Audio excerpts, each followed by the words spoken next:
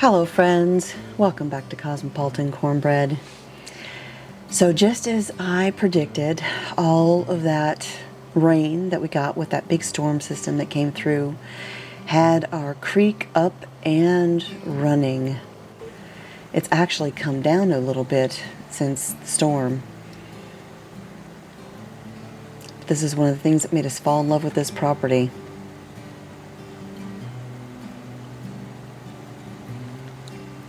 So over the weekend, we had a visitor, or more specifically, Sophie had a visitor.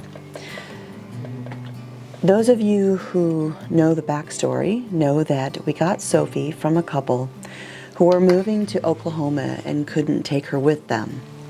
And so that is how she came to live at the homestead. Well, a while back, I reached out to them because I got to thinking, if they're in Oklahoma, which is right down the road, they may not be that far away, and they might want to come visit Sophie. They absolutely took me up on the offer, and so Sophie got to spend time with her first mama. At first she was a little standoffish, but as soon as she got a good sniff and she realized who that was, she was all over her.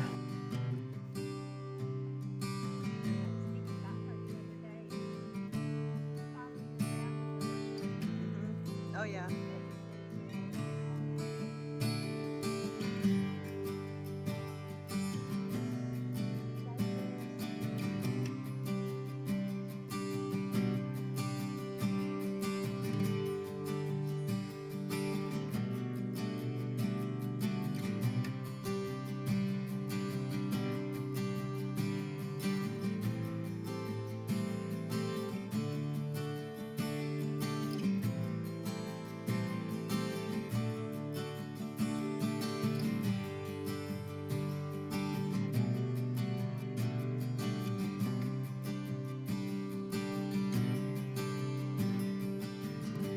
With spring seeming to arrive a bit early, while I enjoy being able to work outside and not be freezing, it has caused one issue, and that is dealing with pests earlier than usual. This year we're trying out something new. Mr. Smith had done some research on fly control and came across this giant fly trap. So over the weekend we put that together, and we'll see how it goes. I'll let you know what the results are as time goes on. Over the weekend, we also had a little incident of some pasty butt, so I had to handle that and, of course, get some chick snuggles in while I could.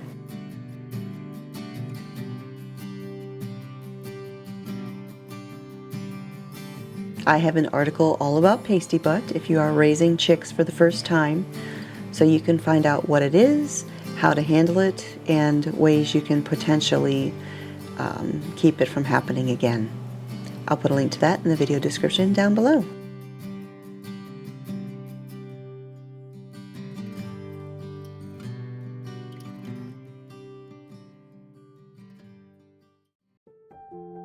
In my last video, I shared how I was making some onion stock for the very first time. This is a recipe I got from my friend Heather from the Needy Homesteader. It has a variety of onions, some salt, peppercorns, some turmeric, and that's pretty much it. It's very simple, but let me tell you, this smells and tastes so good. I said to Mr. Smith, it smells just like French onion soup mix that I used to buy and use for seasoning things like roasted potatoes. I'm contemplating actually making another batch of this and freeze drying some and pulverizing it into a powder and trying it out just that very way. Now, the day the onion stock got done, I ended up getting really busy, and before I knew it, it was late afternoon on Friday. And of course, I didn't want to be processing jars and filming on Shabbat, and so I just strained all of the stock through my colander into a pot and stuck it in my refrigerator. And so now I've washed up and inspected my jars. I'm washing up my lids and getting everything ready to go ahead and jar up and process the onion stock this morning. I always preheat my lids, even though they say you don't have to do that anymore. I've got all of my things ready: my ladle, my funnel, my cheesecloth for filtering the stock, my vinegar for wiping the rims, and all of that. So as I was getting the jars and everything ready, I heated up the onion stock in my big soup pot. I brought it up to a boil. I also heated up my jars in the canner here. I just fill it up with the water that's needed for the processing, but I put some of the water inside the jars themselves to weigh them down so they don't fall over as I'm pulling jars out to fill them up.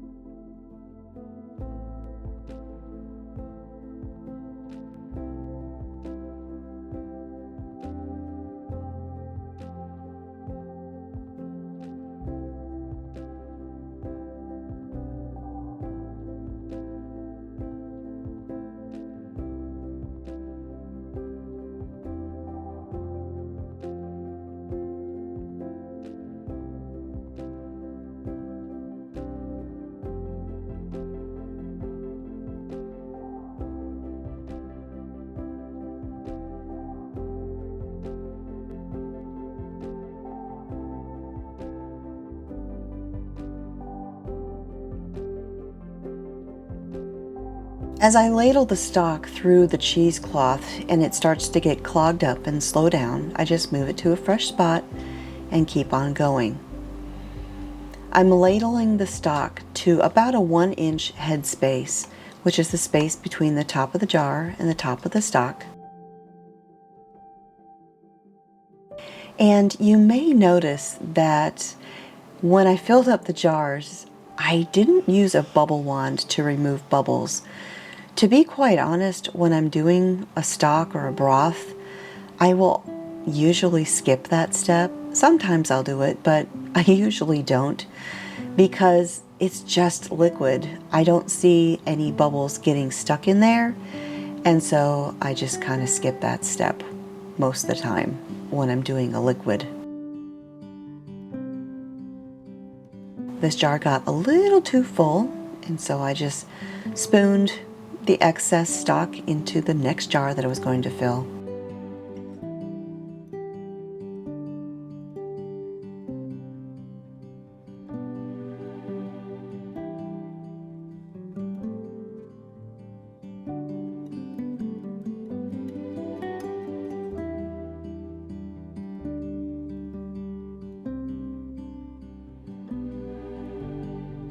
Then I wiped down the rims with a damp cloth and vinegar, and on with a lid and a ring, finger tight.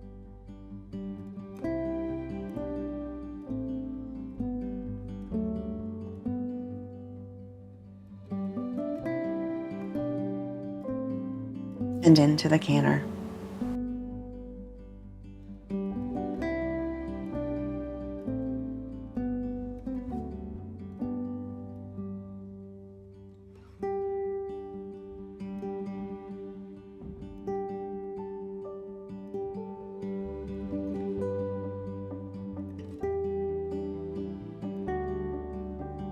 I ended up with 7 quarts of onion stock, and the processing time for these is going to be 35 minutes for the quarts, 30 minutes if you were doing pints. And this is at 10 pounds pressure, all for my elevation. If you live at a high elevation, you will need to adjust that.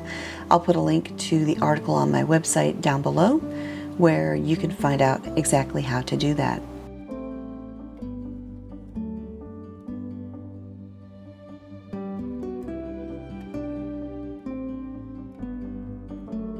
I had a lot of comments on Instagram about how shiny and perfect my canners look, but that was just a trick of the camera.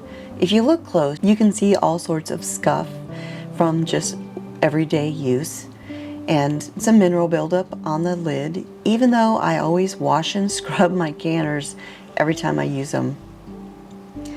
I let the steam express out for a good 10 minutes, put on the weight, and now we're just going to let it come up to pressure and let it do its thing.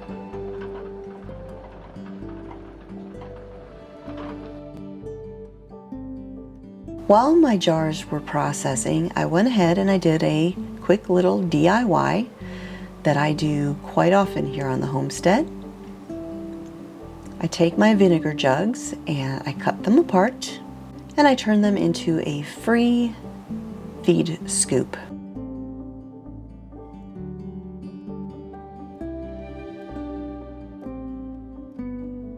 If they get lost or misplaced or damaged, it's no big deal. There's always new vinegar jugs being readily available around here.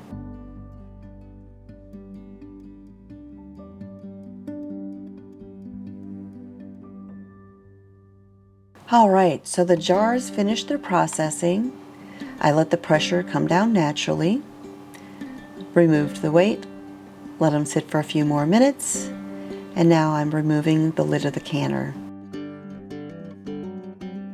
I'll let the jars sit here for about 10 more minutes before I remove them to the kitchen counter.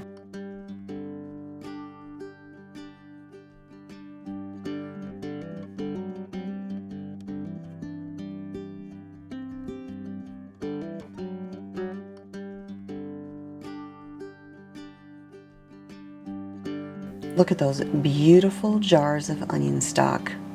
I can't wait to try this stuff out. I also spent the afternoon packing up the last of the pottery coffee mugs. The Etsy shop is officially sold out, and I'm gonna have to get these to the post office in the morning since they're blocking access to the jars.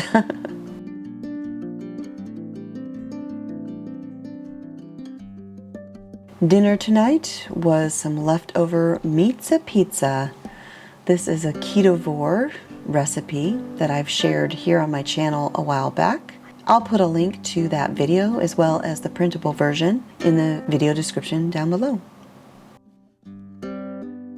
And so the next morning I was up bright, well, dark and early, because I had to take Mr. Smith to the airport once again for another work trip. He'll just be gone for a couple of days, and thankfully after that he won't have to go anywhere for a while. Because while I am an early riser, this one's a little too early for me. All right, so the packages are loaded up and headed to the post office. And now it is time to finish up the onion stock. I'm removing the rings, testing the seal of every lid, and then I'll wash all of the jars with some hot soapy water with a little bit of vinegar in it. Another tip I learned from Heather. And then we'll dry them off, label the jars, and put all this beautiful onion stock in the pantry.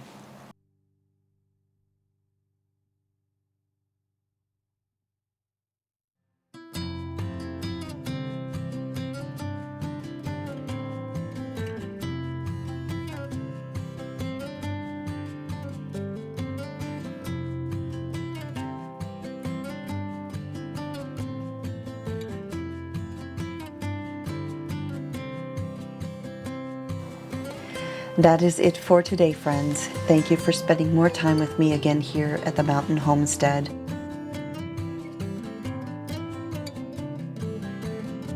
Lord willing, I will see y'all next time.